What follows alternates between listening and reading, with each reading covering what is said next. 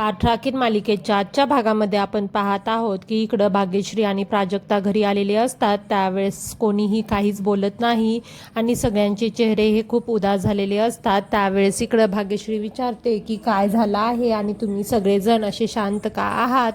त्यावरती कोणीच बोलत नाही. त्यावेळेस भाग्यश्री तृप्तीला विचारते की वहिनी तुम्ही तर सारखं बोलत असता, मग आज काय झालं आहे. त्यावेळेस इकडं आई आजी म्हणतात की ही चिपडी तर किती बोलते आणि आज ही मूग गिळून गप्प का झाली आहे.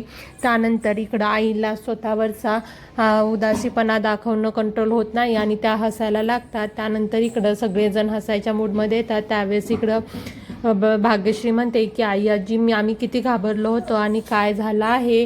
त्यावेळेस इकडं सगळेजण खुश होतात आणि म्हणतात की मी तुला तेच दाखवणारच आहे आणि सांगण्यापेक्षा. त्यानंतर इकडं वैद्यबुवा हा 5 लाख रुपयाचा चेक आणून भाग्यश्रीला दाखवतात.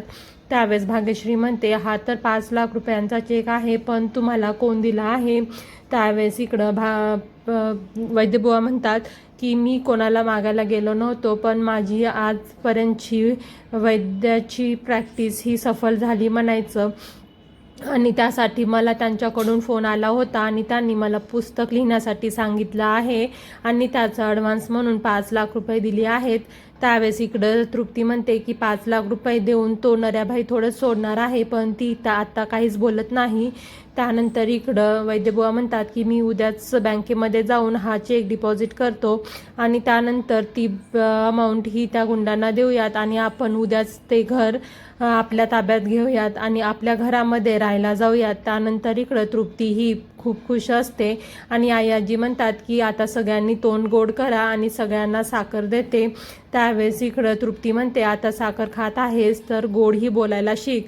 त्यानंतर इकडं प्राजक्ता ही विचार करत असते की आत्ता सुलोचना मॅडमनी हा आरव आणि भाग्यश्रीच्या लग्नाचा प्रस्ताव तर नाकारला होता आणि खूप रागामध्ये होत्या, तर त्यांनीच तर मदत केली नसेल ना. त्यानंतर ती सुलोचना यांना फोन करते आणि विचारते की माझ्या मामांना पुस्तक लिहिण्यासाठी ऑर्डर आली आहे आणि 5 लाख रुपये ॲडव्हान्स आला आहे आणि त्यासाठी तुम्हीच ही मदत करत आहात ना. त्यावेळेस इकडं सुलोचना म्हणतात की जर 20 लाख रुपयाचा चेक आला असता तर काही चुकीचं वाटलं असतं आणि तू माझ्यावरती संशय घेतला असतास, पण ही तर फक्त 5 लाख रुपयाची रक्कम आहे. त्यावेळेस इकडं प्राजक्ता म्हणते की हो, पण तो चेक हा ॲडव्हान्स आहे आणि आजपर्यंत त्यांनी कधीच अशी मागणीही केली नव्हती. त्यावेळेस इकडं सुलोचना सांगतात की हो, तू जे म्हणत आहेस ते बरोबर आहे. त्यानंतर सुलोचना यांनीच मदत केली आहे हे प्राजक्ताच्या लक्षात येतं. तेवढ्यामध्ये तिथे कौस्तुभ येतो आणि विचारतो की प्राजक्ता काय झालं आणि तू एवढ्या उशिरा बाहेर काय करत आहे. त्यावेळेस इकडं कौस्तुभला प्राजक्ता म्हणते की काही नाही आणि असंच बाहेर आले होते आणि त्यावेळेस इकडं प्राजक्ता सांगते की सुलोचना मॅडमनीच तुला जेलमधूनही बाहेर काढलं होतं आणि आता घर वाचवण्यासाठीही त्यांनी बाबांना पुस्तक लिहिण्याची ऑफर दिली आहे आणि इन ॲडव्हान्समध्ये 5 लाख रुपयाचा चेकही दिला आहे.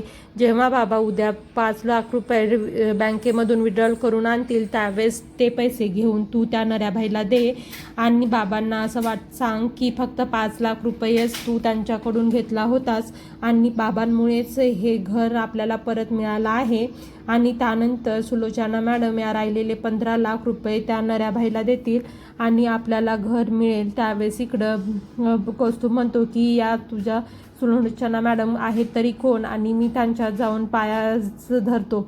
त्यावेळेस इकडं प्राजक्ता म्हणते की हे कोणालाच कळता कामा नये आणि त्यानंतर प्राजक्ता ही विचार करते की सुलोचना मॅडम हे सगळं करत आहेत, पण त्यांच्या मागे त्यांचा हेतू काय आहे आणि त्यांनी तर सरळ स्पष्ट नकार दिला होता. त्यानंतर इकडं सुलोचना यांना झोप येत नसते. त्या किचनमध्ये येतात, पण अगोदरच आलोक हा किचनमध्ये काढा बनवत थांबलेला असतो. त्यावेळेस इकडं सुलोचना म्हणतात की मला झोप येत नव्हती म्हणून मी दूध पिण्यासाठी आले होते. त्यावेळेस आलोकला विचारतात की तुला ही झोप येत नव्हती का. त्यावेळेस आलोक म्हणतो की मी इथं दिसतो याचा अर्थ तोच आहे ना आणि विचारायची काय गरज आहे. आणि त्यानंतर इकडं सुलोचना म्हणतात की जर हा काढा पिला तर झोप लागते का. त्यावेळेस आलोक म्हणतो की प्रयत्न करायला काय हरकत आहे. त्यानंतर इकडं सुलोचना ही काढा बनवायला घेतात आणि विचारतात की तू त्यामध्ये काय काय घातलं आहे आणि इकडं प्राजक्ता आणि भाग्यश्री या झोपायची तयारी करत असतात. त्यावेळेस भाग्यश्री म्हणते की मला आता वाटत आहे की आपले सर्व प्रॉब्लेम हे सुटतील आणि आपल्याला सर्व मार्ग दिसतील त्यावेळेस प्राजक्ता विचार करते की मी भाग्यश्रीला आरवबद्दलच्या लग्नाबद्दल विचारलं तर हरकत नाही, आणि ती विचारते की भाग्यश्री तू लग्नाला का नकार देत आहेस. आणि त्यावेळेस भाग्यश्री म्हणते की तू आई आणि आई आजीसारखं माझ्या मागे लागली का, आणि मला लग्न करायचं नाही, मी किती वेळ स्पष्ट सांगितलं आहे. त्यावेळेस प्राजक्ता म्हणते की जर एखादा चांगला मुलगा असेल तर.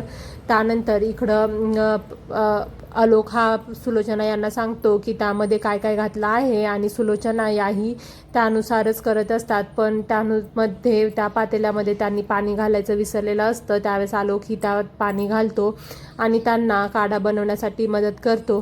त्यानंतर इकडं सुलोचना म्हणतात की खरंच या काढ्याने झोप येते का. त्यावेळेस इकडं आलोक म्हणतो की कडू असलं तरीही गुणकारी आहे, कडू लागलं म्हणून लगेच गोड खायचं नाही आणि त्याचा तुला फायदा होईल. त्यानंतर इकडं सुलोचना म्हणतात की मला माहीत आहे तू एक मुलगा आणि एक भाऊ म्हणून खूप चांगला आहेस, तसाच तू एक नवरा म्हणूनही खूप चांगला सिद्ध होतील, आणि त्या दिवसाची मी वाट पाहील, आणि प्राजक्तालाही एका दिवशी तुझ्यातला माणूस चांगलाच कळेल. त्यानंतर इकडं प्राजक्ता ही भाग्यश्रीला विचारते की तू असं का म्हणत आहेस, आणि मी तुझ्यासाठी एक छान मुलगा शोधला आहे, आणि जर त्या मुलानेच तुला प्रपोज केलं तर तू लग्नाला तयार होशील का. त्यावेळेस भाग्यश्री म्हणते की मी किती वेळा सांगितलं आहे की लग्न हा विषय माझ्यासाठी नको आहे, आणि असा मुलगा शोधूनही सापडणार नाही, आणि आपण आता नोकरी करत आहोत आणि 4 पैसेही कमवत आहोत, त्यामुळे आपल्या आईवडिलांवरतीही आपण काही बोज नाही आहेत, त्यामुळे आता मला लग्न हा विषय नको आहे.